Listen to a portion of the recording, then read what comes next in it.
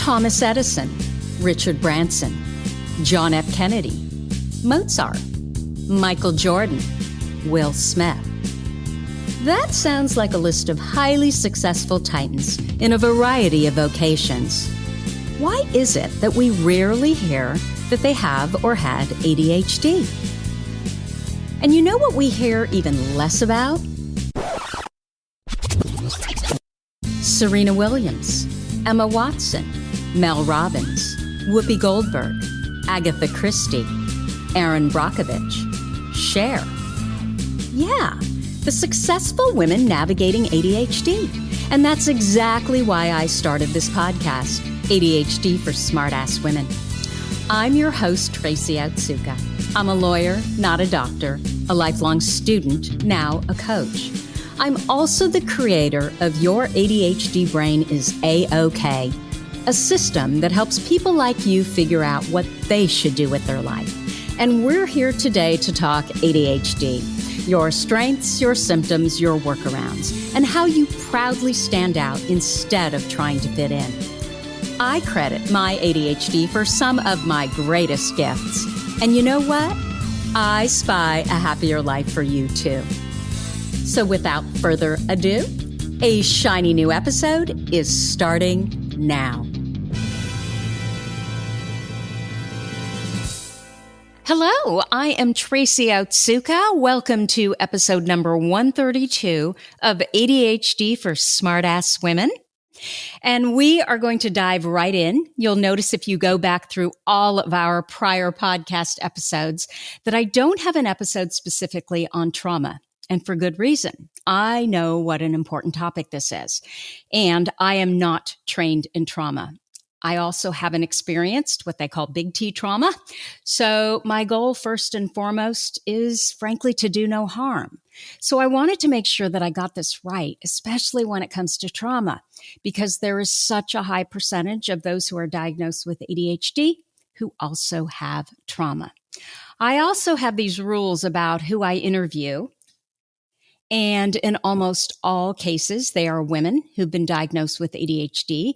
So I've been looking for far too long to bring on an expert on trauma and ADHD who also has ADHD and is a woman.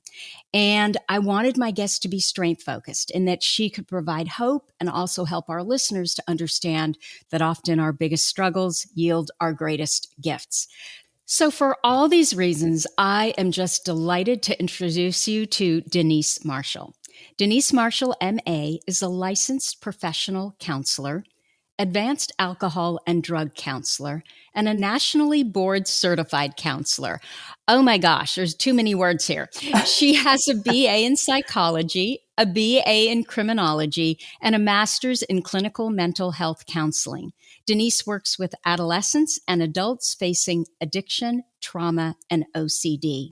She is passionate about the acceptance of differences and has authored a bullying prevention book to teach children ages 4 to 7 to accept differences and exercise acts of kindness. She has worked with clients with a criminal background to assist in both rehabilitative reintegration following incarceration, as well as helping clients with addiction to prepare for incarceration. Denese believes that our past or life choices influence our behavior, but they do not define who we are. She helps clients find meaning in their experiences and develop a sense of peace that comes from making sense of our experiences. Denese has 2 teenage children, a private practice in Connecticut, and she speaks regularly on trauma and finding the value and meaning of life challenges. Denese, welcome. Did I get all of that right? Oh my gosh, that's a very generous introduction. Thank you so much. Thank you for having me. I'm so excited to be on your podcast because I love listening to it. I take you on my walk very often. I don't know if you know that, but I love that you're focusing on that ADHD is actually can be a huge benefit. And I also, just to note, love your saying that you make limoncello out of lemons. So anyway, I thought this is someone that I should connect with. Absolutely. Absolutely. So Obviously, we're going to talk about trauma, but I always think it's important for our listeners to know who our guests are and where they've been.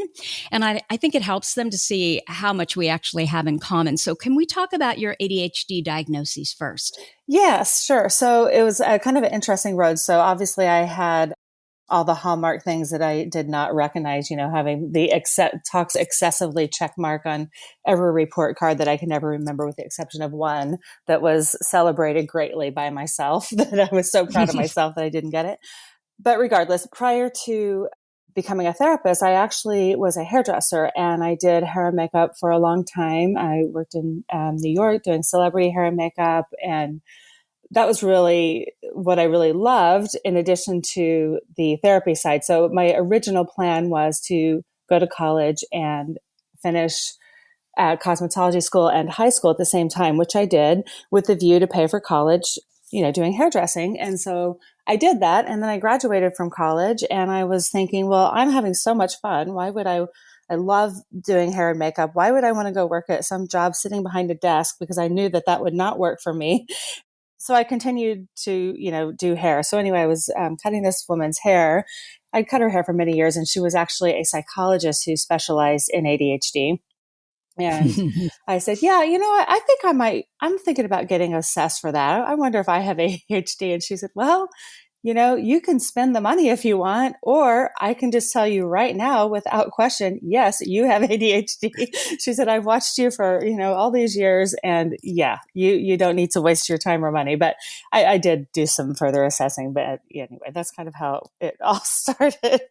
So interesting kind of little side note there, that it's kind of a perfect career for someone with ADHD, because you can do a lot of different things in one little project, and it's kind of start to finish, and you see your rewards immediately. I still love that side of my life for sure. So I think you were the one who told me that there's a real high likelihood of ADHD if you're a hairstylist, if you're in that industry. Yeah. It tends to attract a lot of people with ADHD, just for several reasons. One is the training isn't, super duper long. It's about a year roughly. And again, you're moving all the time. You're moving from one project to another. You get to be creative. You get to still talk. You still get to do all these things. And you see immediately the effects of your effort through work. And, so you see that a lot, actually. And you kind of play therapist too, right? Yeah, I know. I was telling, All about people. I said, I'm a therapist. I'm a therapist and a hairdresser, although I don't do hair anymore, but yeah. Only for those odd friends that call me sometimes begging for, they have a special event and they want to do something. But anyway. So can I ask you, did you always feel different than others? Well, funny you should say that. Yeah, my kids and I were looking at my old yearbooks, and I certainly did. And it's well documented that pretty much everyone who wrote in my yearbook in high school said, one of a kind, unique, unusual, different. And yeah, certainly I, had been to the principal's office many times for I thought was celebratory behavior, but apparently that wasn't viewed that way from my principals. But you like the fact that they wrote those things. I love it. Yeah. Right? Yeah, for sure. I love it. Yeah, I've never felt that burdened. I mean, yeah, I wish I were a bit more organized. That would be nice. But apart from that, I love my brain. So how old, you have two kids, and how old are they? They are 15 and 16. Okay, so they're still relatively young. I'm just wondering, for you, have you noticed that your symptoms have gotten worse as you've gotten older? That is a good question. You may not be old enough, Denese, to answer that question. Oh, I am. Believe me, I know what you're talking about, the the effect of the hormones and ADHD. I think so. And I think certainly the sleep disruption, contributes to the exacerbation of the ADHD symptoms for sure. And that comes along with all this hormonal stuff. So yeah, I think women definitely have, not that it's easy for men either, but women, we do have a little bit more to deal with just because of all the hormone fluctuations. I know that's not what this podcast is about, but definitely we are impacted in different ways for sure. Absolutely. Absolutely. Women have a much harder, I don't know about much harder, but definitely a harder time than men for so many reasons. But yeah, I think that's one of the main ones. So, what has changed since you were diagnosed? Well, I think just the fact that, okay, first of all, yeah, this is actually a real thing. It's not just that I'm, lazy or I can't, follow through or that I don't pay attention. That's definitely changed that I realize, okay, well, this is actually a thing. And that I don't have to be embarrassed about it. I actually went ahead and finished getting my master's because I always felt a little self-conscious going to things and, people, that I would be surrounded by had all pretty much been to college. And it just always kind of bothered me that, that I didn't get my master's and stuff. And I definitely wanted to continue with the therapy, go down the therapy line because it was still kind of that main goal from way back when. So I guess that part of it has changed, just the acceptance of, me realizing I'm not like this horrible, bad person that can't function in the standard tradition of, what's expected in society. So, did you struggle in school? Surprise, just with the behavioral component, academically, no. Now, having said that, when I see what my kids are doing in today's generation, I don't think there's any chance I could keep up with the academic demands that are in place now. I went to school in the Midwest and the demands at my particular school weren't that rigorous. And I don't think they were that rigorous, 30 years ago either. So yeah, I think I would definitely now for sure. Okay. So let's get on to the big subject, ADHD and trauma. I know. Well, I just jumped right into that. Well, I've been putting it off for 2 years, just petrified that I'm going to get it wrong. And it's so interesting because I've been so scared of it. And I don't know if you've noticed this, and I don't know if this is my reticular activating system going, but once I kind of dove in, I am just so fascinated by it. And I'm seeing everybody talking about it all of a sudden, all these programs. I was just watching Oprah and Prince Harry. They have it's a show on, I think, Apple TV called The Me You Can't See. And it's all about different mental health challenges. But, they definitely dive into trauma in a big way. And then I recently heard Brene Brown. It's an excellent podcast. And I can't remember what her podcast is called, but that particular episode, it was with Dr. Bruce Perry and Oprah. Yes. And I guess when Oprah opened her schools in Africa, she gave, these girls these full ride scholarships and they were so excited. And they were these brilliant, brilliant girls, brought them all to the school. And I think it was within the first 2 weeks, like they were just leaving and she couldn't figure out what was going on. They would literally just disappear. And so she brought Dr. Perry in and I guess he looked at, what was happening. And he's like, Oprah, it's PTSD. Mm-hmm. And so she has now written a book with him. It's more, it's his book, but she asked the questions and she wanted her name on it so it would get more exposure. And it's called What Happened to You? Yes. And so I heard her talking, or I heard Brene Brown's podcast and then this book, and then Gabor Mate has a new documentary out. And so I'm wondering, is it my reticular activating system or are people becoming more aware of trauma and especially childhood trauma? Well, yeah, definitely.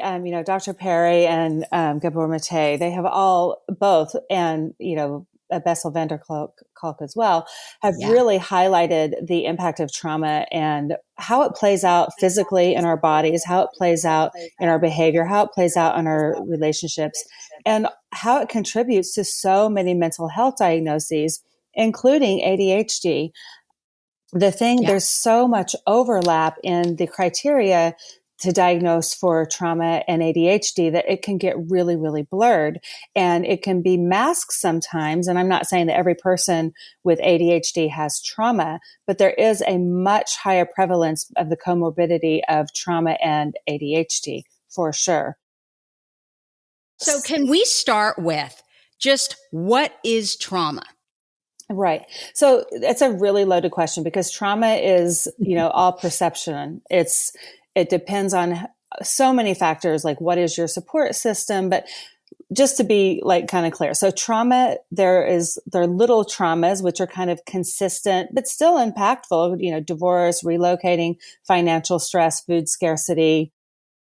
Constant struggles in school where teachers don't understand you Yes. and you're made to feel like there's something wrong with you. Right. Yeah. Being the social exclusion that can come with it from the impulsivity that goes along sometimes with ADHD. You're the kid that runs up and bashes into the kid to get their attention, and that's viewed, unfavorably. I learned. But regardless, those are consistent daily things that happen that accumulatively become trauma. And then you have big T, which are kind of the bigger kind of can be isolated events. Maybe it could be a car accident, maybe a death of a loved one. It could be an assault of some kind, physical or sexual, or maybe repeated sexual or physical assault or physical abuse. All of these things are traumatic. Now, when you hear that, some people would be saying, oh, well, I got in trouble every single day at school and, I'm fine. I don't have trauma from it. And maybe you don't. That's very possible. But there's other things that go into it. And it depends on your support system. Did you have someone that could help regulate you, or did you not? Were you on your own? Did you have other accumulative traumas that kind of exacerbate? What is the word? Exacerbated. That's the word. No, when you get it stuck in your brain. Yeah, exacerbated. All of these kind of smaller things that come up. So again, it's all, you could experience something that I wouldn't find traumatic, and I might experiencing something that you might not find traumatic. So it really just kind of depends. But regardless, how does it show up? I'm wondering, maybe you're wondering that question. Yeah, totally. I want to know. Well, before we do that, though, what happens in the body when people... I'm wondering if your question should come. Okay, you go with your question first. And then I want to know what happens, to people who have trauma when they get stressed. Like, how does it show up in the body? What happens? Right. Okay. Right. So trauma is... So in terms of behavior, let's just start with the behavioral component. So, and here's kind of where some overlap can come in with ADHD when someone's trying to figure out what's going on with me. So for example, someone who has trauma might become hypervigilant, right? They're always scanning for problems. Is there a danger anywhere? Am I safe? Okay. But what could hypervigilance also look like in ADHD? It can kind of look like a lack of focus because you're off looking for everything else and it looks like you're not focusing, but maybe it's actually trauma. We don't know. We would have to get a whole history from someone. What else could it be? Like with trauma, maybe there's some disassociating where you just need to reground yourself for whatever reason. And therefore you kind of go inward a little bit. You could become quiet. You may even look a little glazed over or something. Well, what can that look like with ADHD? That kind of looks like you're not paying attention. Either you're, just kind of shut down and avoidant, and it looks like you're unable to focus. So those are just a few kind of basic things that some overlap can happen. Now, in terms of how does it show up in your body, trauma really can play and does play a long effect on someone. It has long-term effects. So, for example, with sexual abuse, survivors, the cancer rates are much higher. Again, this is not to say that every person who has sexual trauma is going to get cancer. I don't want to put that in anyone's head, but certainly the rates are higher across the board with hypertension, with all kinds of trauma, because your cortisol levels are increased. You are more hypervigilant. You are always scanning for problems, and you kind of tend to walk around with a little bit higher level of adrenaline and cortisol and kind of maybe lower serotonin production. It all affects your body, and your body stores all of these things, and it becomes very dysregulated. It also can affect the way the brain develops and wires, and can contribute to ADHD. So it's all intertwined. All the little pieces of the puzzle are all kind of somehow fit together. There's really no way of avoiding it, avoiding your life and your story. Okay. So What about PTSD? Where does that fit in? Because you always, well, you don't always, but I often hear PTSD mentioned when someone is talking about trauma. Right. So that's, so PTSD is kind of people, when you say PTSD, everyone thinks about the person in the military that, maybe they were at war and experienced a lot of trauma that way. I think that's kind of what first pops in to your mind. And maybe they have flashbacks. Maybe they have wake up in the middle of the night with bad dreams. Maybe they disassociate also. In terms of the actual, they're kind of used intermixed a lot, like with trauma and PTSD. Typically, the PTSD is more the medical term for it, really, what you would see in the DSM, the Diagnostic Okay. Statistical Manual. Yeah. Okay. So it's basically trauma. Right. Right. And it's how your body reacts to trauma. So Right. post-traumatic stress disorder. Right. Yeah, I guess that makes sense, right? Right. Right. Yes. Okay. So beyond the physical health problems that trauma can cause, what else happens when, or how else can untreated childhood trauma impact you throughout your life? Right. So, I mean, again, this is another thing that we see a lot, which is, strained relationships, maybe unstable job history, definitely like some parenting challenges. Sometimes maybe the person isn't quite as, they're not regulated themselves sometimes. And that kind of shows up in the kids. And then the kids become dysregulated and it just becomes this back and forth. Financial problems, the impulsivity with the spending, then you become, you have financial difficulty because you're overspending. Addiction, there's a lot of high comorbidity rate with addiction and ADHD because you're trying to regulate yourself with medication or drugs or alcohol. So, a lot of people use marijuana to help try to, manage their ADHD, and then that can become problematic. So it really shows up in a lot of different areas.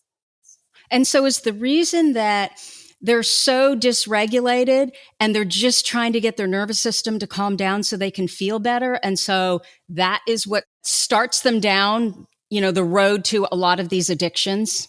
Yeah, definitely. Maybe they can't.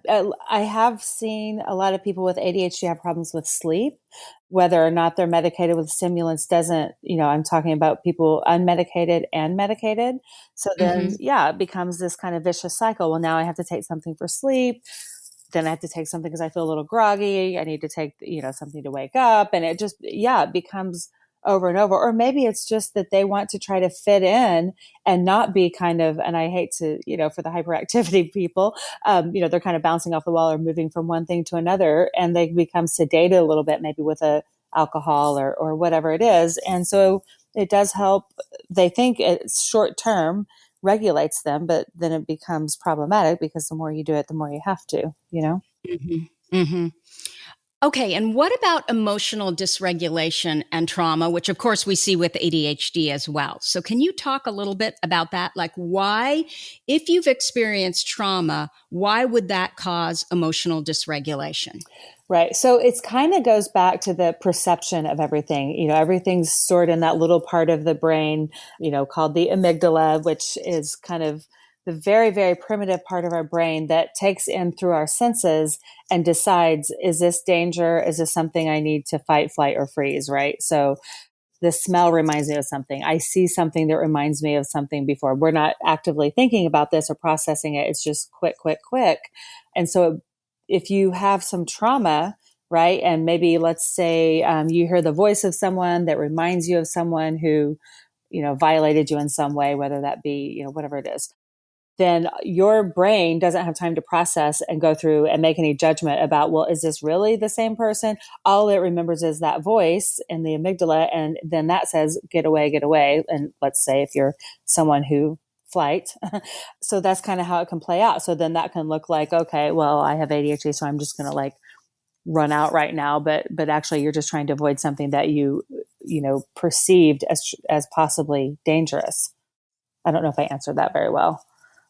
So it's the nervous system, the amygdala that pops off. Right. And your nervous system is clearly dysregulated. and you're not taking the time to pause to figure out, does this really make sense? You're not even able to ask those questions. You just immediately react, whether the reaction is good or bad for you. Right. Until you get some, insight into this. Yes. And then once you learn to you recognize, what is it? Well, wait a minute. I know this feeling. My stomach hurts. My palms are sweaty. My heart's racing. Maybe I'm feeling my ears are ringing. Maybe I feel like I'm going to throw up. Maybe I have a lump in my throat. These are all different ways people experience anxiety or feared, perceived trauma, or not for fear, not perceived trauma, perceived fear, something they need to escape. So when they have that first initial, like you just said, the ding, until you can kind of learn to recognize that, okay, this isn't really probably something, I'm probably not getting ready to die right now. It might feel that way, but let me just check around. Let me check for reality around me and see, okay, wait, I actually am safe, but I still feel upset in my stomach, or I still have ringing in my ears. That's okay. You don't have to try to make it go away by running away from it or medicating it or, giving it alcohol or whatever it is. You can actually live with that. And the more you're able to live with it, the less frequent it will become and the less impactful it will be and the less scary it will be. So what you're saying is that you got to kind of be in the middle of it. You've got to feel it. You have to. And, all of these things that people do, like whether it's addiction or shopping or sex or gambling or whatever it is, to try to avoid that feeling, they're so afraid of feeling the anxiety or the fear or the sadness that they're trying to mask it. And it makes it worse. And if they kind of are able somehow to just go into it and let it be there and sit with it for a little bit, surprisingly enough, it kind of goes away on its own. And then you just become better and better at regulating yourself. It's so interesting because you're right. It sounds just like ADHD. I mean, this is what we talk about all the time about first you need the awareness, right? Yeah. And then you need to be able to pause, breathe, get into your body and figure out, okay, what are the next steps? So I get that trauma and ADHD must just be so intertwined when there's both because the symptoms look so similar. So how do you tell the difference, or can you tell the difference? Right. Yeah. I mean, you can, like with, you've got to get a history of the person, right? So, and then how do you tell the difference long term? So you get the history of the person. What were their support systems? What were their traumas? How did they handle them at the time? How are they managing their memories now? And then once you kind of work through that, sometimes the ADHD symptoms kind of dissipate. Well, then, that was actually more of a trauma response that you've been having all these years. Sometimes they don't. But even if they don't, you learn better ways to regulate yourself and manage it so that you don't have to, be, and I use my own words because I feel this way sometimes, a train wreck. You don't have to live in that state of feeling like I've got to hold it together. I've got to be perfect. I've got to be, appearing to have everything all in order and together, because it actually becomes more or in order and together because you've kind of worked through some of those old mysteries that were going on. So that's a perfect segue to what I believe, which is, and this is my question, I believe it's so important that you need to work through the trauma before coaching on the ADHD. And I have a really bright line in my programs. I require my students to check a box that says that I'm not qualified to work with students that are still, in the trauma. I don't want them to waste their money. And I get so much blowback on this. But what I noticed is that in my coaching program, we go into values when we start. And we take this deep dive into our parents and caregivers' values and, what are their values and have they really adopted other people's values that aren't their own? And I just noticed how much some of my students struggled with this. And no matter how hard they tried, they couldn't move forward. And sometimes they'd finish the entire program. Sometimes they just ran immediately and I never heard from them again, which just killed me, right? Because then they're telling themselves, this is all my fault. And look, there's something else that I wasn't able to finish, let alone start. Sometimes they'd finish the entire program and they were so excited. They knew exactly what they needed to do next, but they could not move forward into action. And these are brilliant, amazing students who had so much to offer the world. And initially I didn't understand it. And again, I just felt so bad because, they were beating themselves up. Why can everybody else, that they're working with that are their, what do I call them? Comrades or, other students. Mm-hmm. They'd see other students be able to move forward and they couldn't. And so clearly these students, they obviously needed strategies for procrastination, for getting things done, for moving forward. But what they needed first was to regulate their nervous system. They had to process the trauma first. And I'm just curious what you think about that. Right. That's actually a really good point. And I have to commend you for being so diligent with that and recognizing that it's imperative that you do. So well done for that. I'll give you 3 gold stars. I love gold stars. But to your point, so that's interesting because people will say, well, I'm not going to be in a relationship until I work through all my trauma, or I'm not going to get this new job until I work through my trauma. Mm-hmm. I'm not going to do, like whatever it is. I have to work through this trauma first. But really the trauma work comes throughout our lives. Like we kind of take it in little steps. But the bigger point is, and to what I think what you're saying is if you recognize you have to know there's trauma there. And if you recognize that there is, absolutely, you have to process that because you really, unfortunately, will be very difficult to move forward. It doesn't matter how great the coach is. It doesn't matter how great the personal trainer is. It doesn't matter how great the nutritionist is until you process those core feelings. It will be really, really hard to move forward. So I agree with you. I think starting a huge coaching program knowing that you have trauma, thinking that that's going to mask it would be a huge disappointment later, if that makes sense. What's interesting? Yeah, it is. It totally does. What's interesting that as you're talking, I realize that a lot of students too, they don't think they have trauma. Yes. And it's not until they start and they have to go through, their childhood and of course, there are other students posting about, oh my gosh, what I realized is I'm just so appreciative that my parents, shared values that I now, more than adopted, but they live them. Mm-hmm. And so I think that makes the students who have trauma realize that, oh my gosh, it's trauma. Right. So, yeah. Yeah. I mean, I can't tell you how many times people will come in and I'll say, it's one of my first questions because obviously they've found me for a reason, with the trauma or whatever. Mm-hmm. And I'll say, do you have trauma? Oh, no, I don't have trauma. Oh, okay. Well, tell me a little bit about, well, my mom was never, I really didn't see her. We never, we didn't really have food in the house. And, I had this uncle that was a little inappropriate, but it didn't really bother me. I don't really have trauma, but okay. But then you start asking about, well, what's your life? What's your work history? What's your relationship history? How are you doing? What kind of addictions do you have? And then it all plays out. But people, we tend to minimize our trauma unless it's some blatant thing that's been, shown on TV that is labeled and okay to be viewed as trauma. Then we think that we're not supposed to actually feel it, but just because you have a broken leg and I have a broken leg and your broken leg is a lot worse doesn't mean that I still don't have a broken leg, right? It's the all beauty perception. Yeah. And I would think the beauty of that too is that I am sure they're beating themselves up if they can't keep a job, if they can't stay in a relationship. And when they're sitting there saying, and all the other things, right? They're drinking too much or they're, so they're beating themselves up and there's all this shame and they were making it a moral failing, a character flaw. And the reality of it is there's a reason for it. And I would suspect, I know this, that once we know why we are the way we are, only then can we start putting in, some structure in there to make things a lot better.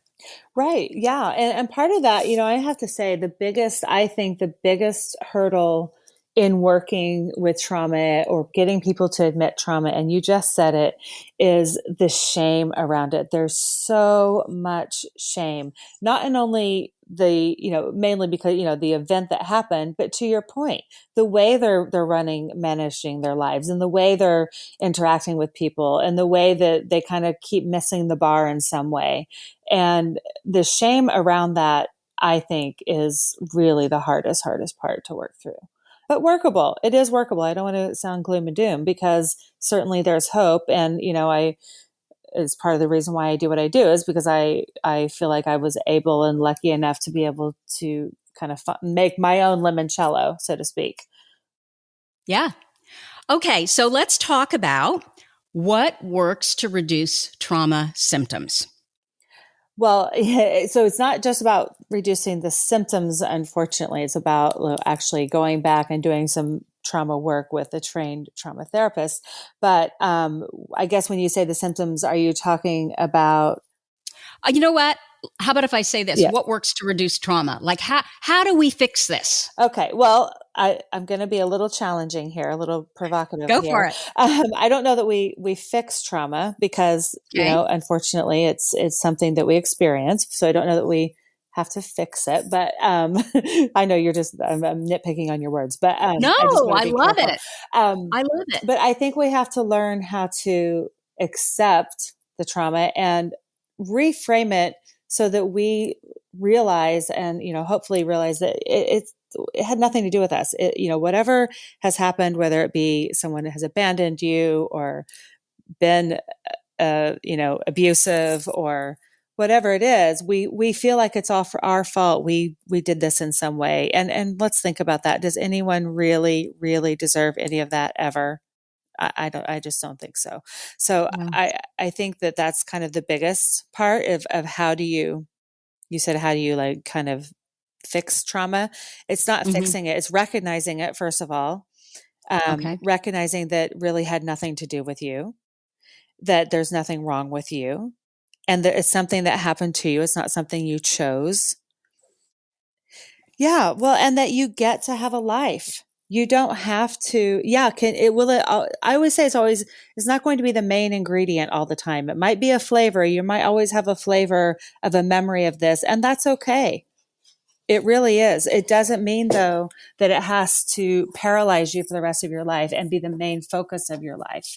But to say that, okay, I'm going to fix trauma and it's never going to bother me again, I just don't know if that's possible. It might not bother you, and you might make something great out of it, I hope, right? Yeah. That's probably the goal, that you can see that, hey, well, I always say the best purposes give meaning to our past. Right. Like Viktor Frankl, the man's search for meaning, I don't know if anyone's read that. I know you have sure you have, the man that was in the Holocaust and was able to find reason for all of his suffering through helping other people.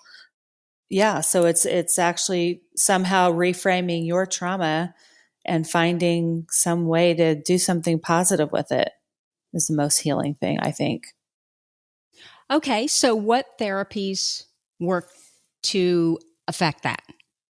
Okay, so I do not use the EMDR, not because I don't believe in it. I'm just not trained in it. The EMDR is, I can't remember what it stands for, but it's eye movement, eye movement, yes, desensitization. Is that desensitization and reprocessing, right? Yes. So basically, it's kind of rewiring the way the brain works. And my limited understanding of it is that they kind of have you follow some eye movement things while you're processing your trauma, and it helps kind of rewire how you are kind of your reaction to it and your understanding of it. So that's a really big one. People are just now starting to, I know that ketamine is being used for trauma. I know that MDMA is in the third phase trials to be approved for trauma work. So the basis of really all trauma work is to somehow be able to, discuss. You don't have to relive the whole details of everything, but to be able to process your emotions in a relaxed physical body. And this goes back to that body connection and the regulation and all of it. And so once you're able to do that, to be able to actually process some of the emotion without having all of the physical symptoms, then you can start healing the trauma, working through the trauma, and processing it in a way that isn't going to be so devastating to you. Because first of all, you know what it is. So now you recognize it. Oh, wait a minute. I know when I have this feeling, this might actually be about something that happened a very long time ago and may not have anything to do with what's going on right now. So That's kind of the premise of all trauma work. So what you're doing is you're healing or regulating the nervous system by reconnecting the body with the brain. So you're breaking that conditioned response loop of them remembering the trauma and then going into that high trauma state. Exactly. Yeah. So now I don't have to, get angry at this person that just cut me off in traffic, so sometimes I'll use that as an example. That's what you get, that kind of initial angry feeling, which then reminds you in some way of this past thing that happened to you. But it's actually happened in this traffic, but it has nothing to do with that old response or that old thing that happened to you, if that makes sense. But your body has the same response. That is such an interesting example, because I think all of us can identify with, if someone cuts you off in traffic, they're flipping you off, that you do you get upset. But we then don't do anything additional on top of that, right? Versus with trauma, it could send you into doing that next responsive thing that right could lead to, road rage and all kinds of terrible things that are definitely detrimental to your health and well-being. Exactly. And this is, I don't know if I had mentioned, I had used to run some anger management programs for people, that were incarcerated or coming out. And that was often what we would see. It had not, and it was part of the big lesson, was trying to get them to understand that just all of these little grievances that you have that you seem to kind of overreact to has nothing to do with what's going on right here, right now. This is something that happened a long time ago, So they're connecting the upset. Okay, we're all upset, but they then connect it with something that happened to them. Right. Because they have that same physical feeling. So back when XYZ happened, I had this, pit in my stomach when it happened. And now anytime I have a pit in my stomach, whether you're cognizant of it or not, or aware of it or not, it reminds you of that. And therefore you're reacting in that same way, even though, someone, maybe they gave you the wrong change at the deli counter and that for whatever reason upset you. And so now you have that pit in your stomach, but to you, the pit in the stomach means something much more severe than someone giving you the wrong change back. So you're always going back to that time. Yes. When you felt that trauma. Yes. That's how your body feels. Yes. Yeah. Wow. I know, it's fascinating, but you know what? It does a good job in some ways, right? All those reactions have kept us safe for many, many years, but most of us aren't in, war zones, or some people are in very difficult situations still. And, it is keeping them safe in some way, but most of us normally are in a pretty good, safe environment. And I know that I'm not being naive to know that not everyone is. So I don't want to send that message. Well, it's the saber-toothed tiger thing that we always hear about, right? That's how our body reacts, as if the saber-toothed tiger. What is it with me and pronouncing things today? I don't know. I had it as well. So maybe I'm rubbing off on you. In the stars. Yeah. So we have this idea that, okay, it's a saber-toothed tiger, when in fact, we no longer have to outrun, well, we could never outrun them, but we no longer have to fear saber-toothed tigers, but that's just how our system is set up. Exactly. I mean, right. We were born to figure out a way to survive. And so now anytime, particularly with a trauma background, there's any perception of any fear, it just is exaggerated to, kind of catastrophic reaction sometimes. So I really encourage people to try to, figure out, do I have something that's lurking? And it doesn't mean it has to be that you were, raped or that you were beaten or anything like that. It can be that you had some moment in time that really, really, really upset you, that you were unable to process in some way, that might be playing out right now in your everyday life. That, I would just encourage people to get in touch with that. Yeah. I mean, I think it behooves all of us to really think about what happened, and is there trauma, and what is trauma for us, and just the awareness. Exactly. And also, though, to not become don't let it be an excuse to not be happy, and don't let it to be a reason to not produce, and don't let it be a reason to fall into, habits that don't serve you. It doesn't have to paralyze you. It really doesn't. Is it hard? Yes. Was it sad? Yes. Will it always be somewhere in your brain? Probably yes. But it doesn't mean that it has to be this big, heavy lead ball that you carry around the rest of your life. I love that. Okay, so Bessel van der Kolk, would you consider him like the godfather of trauma?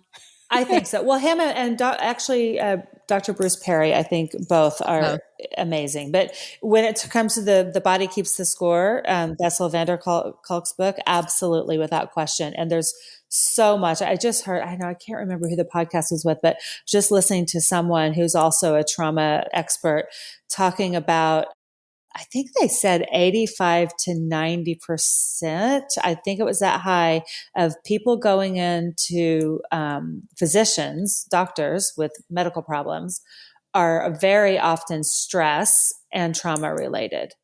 And it's true. I think, I'm not going to go into my full details, but I personally had something, this was long before Dr. van der Kolk had his book out, probably 20 years before it came out, actually 15 or 20, but I had a physical problem going on. Long story short, I ended up having surgery. There was nothing there and it was all trauma. So this was actually 30 years ago, over 30 years ago, and ended up then, getting my own trauma work. Didn't even know, I knew I had trauma, but I hadn't told anyone.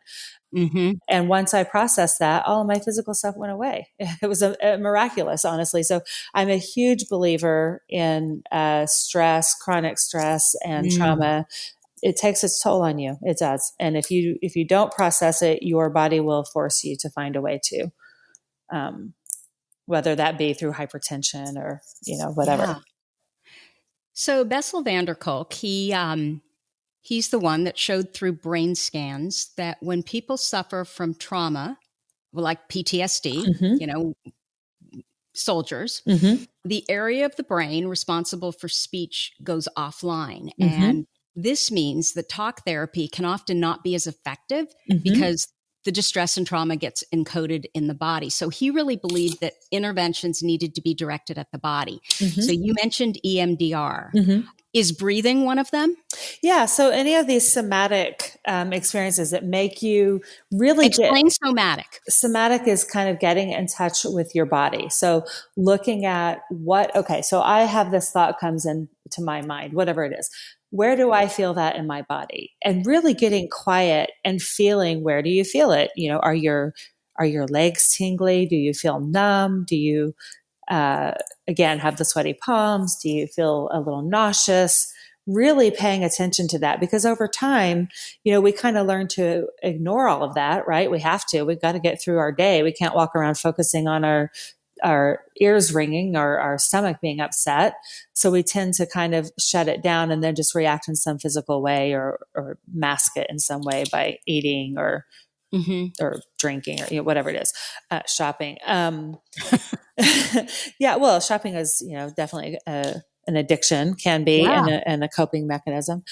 We'll go into that whole story another time with the dysregulation of dopamine and all that kind of stuff. So all of these hormones and the chemicals and all the stuff that happens come in. So yeah, getting in touch with your body, and that's kind of definitely what the EMDR does as well, as the best of my knowledge, the way I understand it. And just allowing yourself to understand, like you said, like the verbal, sometimes it does go offline. Sometimes people disassociate. They shut down to a point that they can appear catatonic. And it's because that's what they had to do at that time to survive what they were going through. Yeah. Okay. So you're basically talking about mindfulness, meditation, breathing. What about EFT tapping? Yeah, that's I always forget about that one. And I know it's so widely used, where I love it. Yeah. Where you're like tapping on the meridians that of your body. You can probably explain it better than I can. I did do one training on it years ago, but I didn't end up facilitating it in my practice. But a lot of people really, really like it. I know that. And it's because it's doing exactly what you're saying, of getting in touch physically with what's going on, right?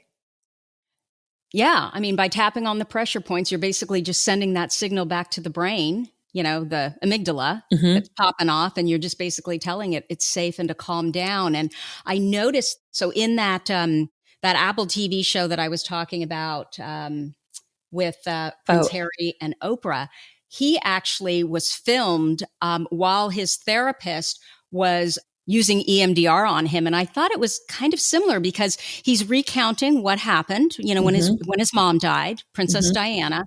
And then at the same time, so he's doing those eye movements. So he's in his body, right? And then he's also tapping. He's tapping his shoulders to kind of just keep himself in his body. I just found it fascinating to watch. It is so amazing, like how the body does keep the score, as Dr. Vanderkolk says. Yeah, it's true. For sure. Wonderful. Okay. So the good news is trauma is definitely treatable, right? Absolutely. Absolutely. I encourage everyone, the longer you avoid it and try to push it down and hide it and not talk about it and pretend everything's okay, it's just taking more and more of your life away. And it's just becoming, it doesn't have to be. It is a scary thing, but it's almost like, the little kid that has to go to the doctor to get the shot. They're so nervous on the way, and then they get the shot and they don't even know what happened. The fear of actually doing it is far worse than actually processing it. And once you do, I can't give a 100% money back guarantee, but I can almost assure you that your life will become significantly improved. What's so interesting too, Denise, is as I get older, I can see in my friends who has childhood trauma, because it seems to come out in our 40s and 50s and beyond. Oh my gosh, Tracy, that is so interesting you said that, because when I was that young 19-year-old that had the surgery and the whole thing, and they recommended that I see someone, I remember walking in and her asking me, of course she knew damn well what was going on, but she said, do you have trauma? And I said, oh no, no, I don't. And, she kept on, and, of course I did. But, I remember her saying I was having a really hard time, talking about it and stuff. And she said, look, and again, I was 19. She said, you can either deal with this now, or you can wait until you're 40 and you've got a couple kids in tow and you've got a life and you've got a career, and then you'll deal with it. But at some point you're going to have to. And I was like, oh, okay. Well, yeah, I guess I'll just get it over with now if that's the case. But, well, and then you pass it on to your kids, and then they pass it on, and someone's got to stop that, Right. Just stop it in its tracks so it doesn't become intergenerational trauma. Well, yeah, that is a thing. And it's, I think it's so interesting that, childhood trauma, as we know through all of the, studies that were done on the Holocaust survivors, particularly, that, it can be passed down in the DNA, but I think healing can be passed down as well. So it stands to, I don't know that's not scientific, but it stands to reason that it should. Absolutely. So before I let you go, one last question. Well, I've got a few ADHD more related questions, Yeah, sure. but I'd love to know, do you have any advice around finding a professional who's not only an expert in trauma, but also really understands ADHD, like someone like you? Right. Yeah. So I think that's a really great question. I think if you go, I don't know that I necessarily want to plug any particular website, but I think if you Google for Dr. Google, go to the worldwide Google, and, type in, in your area, find a therapist, trauma and ADHD. So, if you find someone who, typically I will say that if they work with trauma, they probably have a pretty good flavor of ADHD, because we see a lot of comorbidity with it. Mm-hmm. Yeah. So I think that's probably the best way to try. And then call in, and when you have your consult with them, ask them, like, do you specialize in trauma, and do you have insight into ADHD and how it plays out? And if they say no, you go on to the next one. The biggest thing is finding a therapist that you connect with. We know through the studies that necessarily doesn't matter how great your training is, or, if you've gone to the best school in the world, if you don't have a good relationship with a therapist, the therapeutic relationship is what heals and what helps. It's not necessarily technical or skill. Yeah. I was just reading that, how important a relationship is. Yeah. And it makes sense. If you don't trust the person, why would you, I'd just be, keeping everything to myself and just wanting to get out of there. Yeah, you've got to have someone that you can dump it all on. Totally. So, what do you think the key to living successfully with ADHD is, Denise? Well, I think I love what you're doing. And again, I mean, I can't say enough good about what you're doing in terms of, really trying to shift the perception, which I think is what you're doing, that ADHD is not some, horrible thing that, you should be ashamed about and try to avoid and try to fix and try to, make it better. It's just, how do you find the benefits of it, right? And not to use it as an excuse to say like, oh, well, I have ADHD, I do this sometimes. Well, I'm messy because I'm disorganized because I have ADHD. Well, okay, that's fine. But I can also develop a discipline around it so that I can structure my life so that it is a little more organized, right? So just kind of learning where are your weak spots, right? And trying to discipline a little bit. You don't have to be perfect, but try to work on it a little bit to try to overcome that, to make your life smoother. But then what's good about your ADHD? Well, I'll use myself for an example. Like my ADHD allowed me to have two amazing careers that I've loved immensely. Mm-hmm.